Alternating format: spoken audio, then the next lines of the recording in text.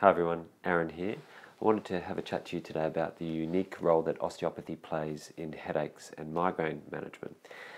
So I've brought along my good friend Bruce and his friend Simon the Spine here to demonstrate exactly how an osteopath looks at and the unique way that we do look at headaches and migraines. So most of you will know that headaches, migraines, they're caused by some form of irritation, either of the sensitive tissues inside and around the brain and inside the head, the upper neck area, but other areas that relate to the head and neck, which osteopaths are really interested in, for example, these upper 4 to 5 vertebrae in our thoracic spine, so it's just in between our shoulder blades.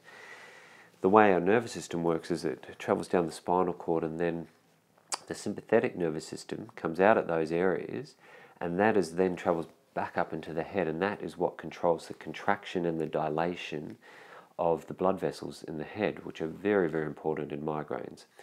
And then moving further down, we also look at the role of the pelvis and the sacrum.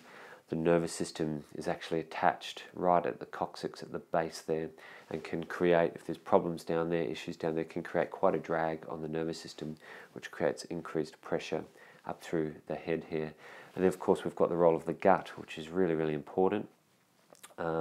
Most migraines have some kind of gut activation, nausea, vomiting. We know there's a big role to play with the vagus nerve that relays information from the gut to the head, and then can reflexively activate different nerves of the face and head, which can give us different patterns of pain throughout the head.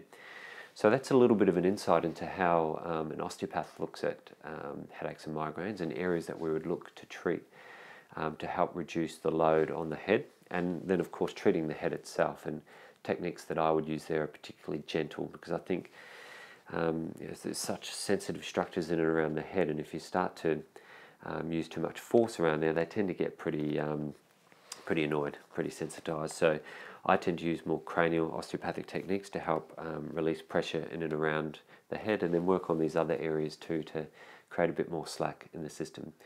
So I hope that's helped. If you've got any questions about that, please do drop me a line. I'm more than happy to answer any questions, and I look forward to seeing you soon. Bye.